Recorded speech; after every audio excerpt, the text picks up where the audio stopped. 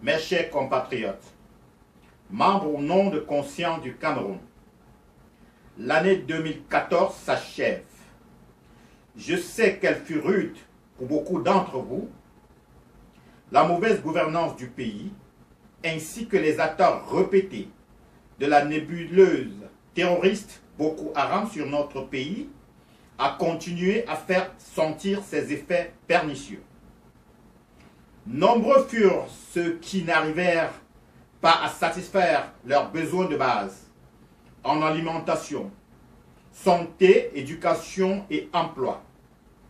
Nombreux furent nos vaillants soldats qui tombèrent au champ de bataille en protégeant nos populations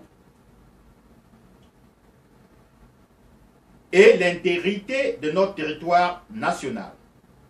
Je salue la bravoure et le sens patriotique de nos soldats et vous exhorte à apporter votre soutien indéfectible et vos aides en information et consorts à nos forces de défense afin qu'elles anéantissent Boko Haram.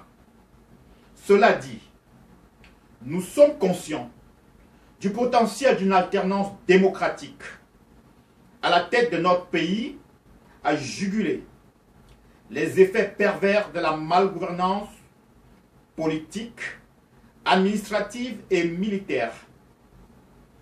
C'est dans cette optique que la Conscience du Cameroun a initié depuis août 2014 la formation d'un front uni de la diaspora camerounaise pour l'alternance, en abrégé FOUDA, qui devra, à partir de l'année 2015, travailler avec les forces politiques et de la société civile de l'intérieur du pays à la mise sur pied d'un vaste mouvement pour l'alternance au Cameroun.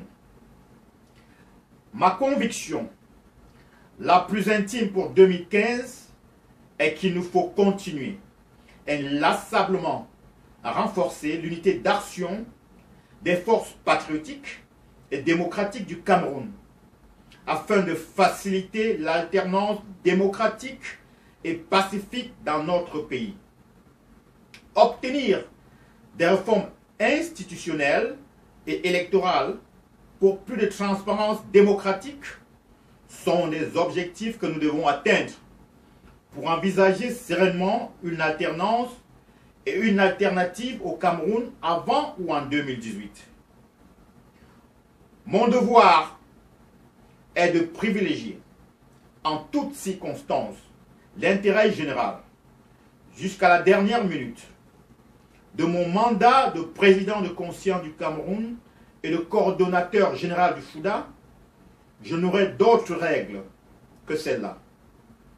Nous allons donc continuer à travailler pour l'unité des forces démocratiques et patriotiques camerounaises parce que c'est la seule façon de préserver nos forces et notre chance de parvenir à une alternance au Cameroun face aux forces du status quo.